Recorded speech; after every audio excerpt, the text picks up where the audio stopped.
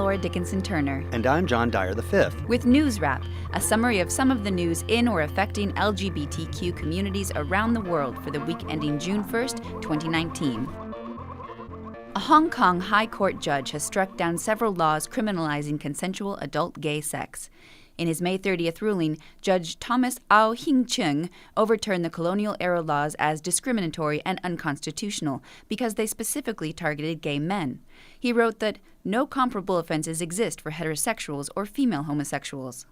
The government had no defense for the charge of discrimination, so any appeal is unlikely, according to the Associated Press. Two of the laws criminalized the procuring of a man for buggery or for gross indecency with another man. Another law carried a possible life sentence for buggery with a boy under the age of 16, while a man convicted of having sex with a girl under 16 faced a maximum of 5 years in jail. Hong Kong decriminalized homosexual acts between consenting adults in 1991 when it adopted its current Bill of Rights and Basic Law after the British handover to China. However, that constitutional document kept the archaic anti-gay sex laws.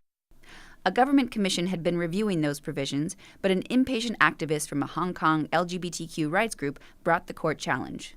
Michael Vidler, of the firm representing plaintiff Yung Chu Wing, complained that this legal challenge should not have been necessary. Lawyers for Hong Kong's government were also busy this week fighting a legal challenge to its heterosexual-only marriage laws. They argued on May 29th that opening civil marriage to same-gender couples would dilute and diminish the institution and make it no longer special. Attorneys for a lesbian, known only as MK, are arguing in the court of first instance that preventing her from forming a legal union with another woman violates Hong Kong's equality and privacy guarantees. Government lawyer Stuart Wong countered that not all differences in treatment are unlawful. You are not supposed to treat unequal cases alike. He also rejected civil unions for lesbian and gay couples and claimed that to recognize an alternative form of same-sex relationships, which we say is tantamount to marriage, is to undermine the traditional institution of marriage and the family constituted by such a marriage. MK's lawyers responded that the government's definition of marriage is equivalent to a private members club for heterosexual couples only. Encouraged by the advent of marriage equality in neighboring Taiwan, the well-known lesbian heiress Gigi Chow has formed Hong Kong Marriage Equality. A press statement from the new group asserted that marriage equality doesn't make marriage less special, it makes it even stronger. This is only one of 3 same-gender couple cases currently being heard in Hong Kong's courts. No rulings are expected anytime soon. The World Health Assembly voted on May 25th to remove gender nonconformity from its catalog of mental illnesses. The Assembly is the governing body for the United Nations-based World Health Organization, or WHO. The WHO also changed gender identity disorder to gender incongruence in its diagnostic manual and moved it to a separate section on sexual health. The International Classification of Diseases is virtually the Bible of healthcare providers around the world, including in the 194 countries represented in the Assembly. In some countries, a diagnosis of gender identity disorder is required for transition-related medical care or for a change of gender designation on government documents. It will be up to each country to update laws that use the old definition. Human Rights Watch LGBTQ specialist Graham Reed said that the move will have a liberating effect on transgender people worldwide. Reed noted that it's the stigma, discrimination, and bullying, and not anything inherent in gender nonconformity, that can inflict mental health problems in transgender people. Pakistan's human rights minister has for the first time hired a trans woman to join her department. Dr. Shireen Mazari made the announcement on Twitter on May 30th. She wrote that Aisha Moghul will work as a resource person. The response thus far has been generally positive. One Twitter user called it a great step, while another said it was refreshing. Someone else tweeted, "They have a complete right to secure a respectful place in society." Dr. Mazari became the Minister for Human Rights last year after a long career as a professor of political science. She was also the editor of the Pakistani newspaper, The Nation. Parliament may have also helped lay the groundwork for this latest trans advance. It passed the Transgender Persons Protections of Rights Act last year. That measure established sweeping protections for transgender people, including the right to self-identify on government documents and the right to access public services, such as schools, hospitals, and public transit. In another sign of progress, the police force in the province of Sindh is now accepting transgender candidates. The police chief told NBC News in April that it was time to offer more opportunities to transgender people, who he said are often relegated to menial jobs in Pakistan. Italy has its first transgender mayor. Pink News reports that voters in the town of Tromello elected 40-year-old lawyer Gianmarco Negri by a 12-point margin on May 26th. In the town of 3,700, his nearest opponent in the four-candidate race was right-wing conservative Renato Cappa. Talking about his journey on a local TV show, Negri said, "I've always felt like a man. I tried to repress my being a woman several times, but 4 years ago, I took the first steps to transition." When asked if he considered himself to be a symbol for transgender rights, Negri said simply that, "I try and do my part."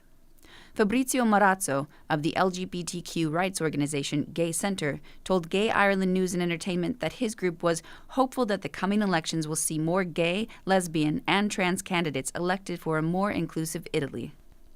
The United States Supreme Court has essentially upheld the right of local school districts to establish trans-friendly bathroom policies. The court refused to hear an appeal of a case involving Boyertown Area High School in Pennsylvania. Both a federal district court and the Third U.S. Circuit Court of Appeals had rejected a challenge by the Alliance Defending Freedom, representing a group of Boyertown students and families. The certifiably anti-queer hate group objected to the policy that allows trans students to use campus restrooms and other single-gender facilities that most comfortably match their identity. Legal counsel Christiana Holcomb told reporters that these types of school policies have serious privacy implications. The ACLU represented the Pennsylvania Youth Congress, a coalition of LGBTQ youth organizations. It intervened on the school district's behalf to defend the trans sensitivity policy. Staff attorney Rita Marr said it was an enormous victory for transgender students across the country. The Supreme Court has already agreed to hear 3 cases in its next session to determine if LGBTQ people are protected from workplace discrimination in federal law. The session begins in October. Maine and Colorado this week joined the 16 other U.S. states that have banned so-called conversion therapy for minors. The debunked practice claims to use prayer and other approaches to change LGBTQ people into conventional cisgender heterosexuals. Maine's new Democratic Governor Janet Mills signed the bill into law on May 29th, saying, "We send an unequivocal message to young LGBTQ people in Maine and across the country. We stand with you, we support you, and we will always defend your right to be who you are." An almost identical bill was vetoed last year by Maine's previous governor, the controversial far-right Republican Paul LePage.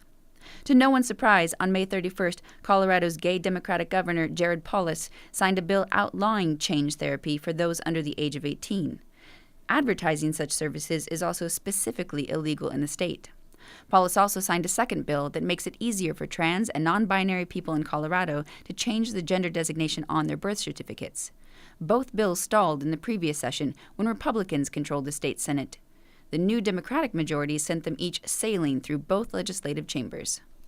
And finally, a monument to 2 trailblazing transgender activists of color will soon grace New York City, just as queers and their supporters begin to celebrate the 50th anniversary of the fabled Stonewall Rebellion.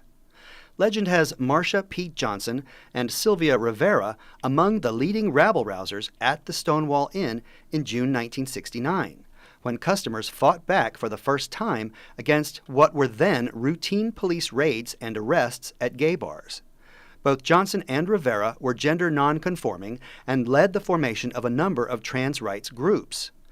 Rivera led the movement to change the word transvestite to transgender in order to differentiate trans women from female impersonators. A $10 million allocation from the city towards new public artworks will fund the monument project. Johnson and Rivera's monument will reportedly find its new home in Manhattan's Ruth Wittenberg Triangle, close to their old home for fun and frolic, the Stonewall Inn. That's NewsWrap, global queer news with attitude for the week ending June 1st, 2019. Follow the news in your area and around the world. An informed community is a strong community. NewsWrap is written by Greg Gordon, edited by Lucia Chappelle, produced by Brian DeShazor, recorded at the studios of KPFK Los Angeles, and brought to you by you. Help keep us in ears around the world at thiswayout.org, where you can also read the text of this newscast and much more. And now you can listen to NewsWrap each week by subscribing to our This Way Out radio YouTube channel. For This Way Out, I'm John Dyer V. And I'm Laura Dickinson Turner.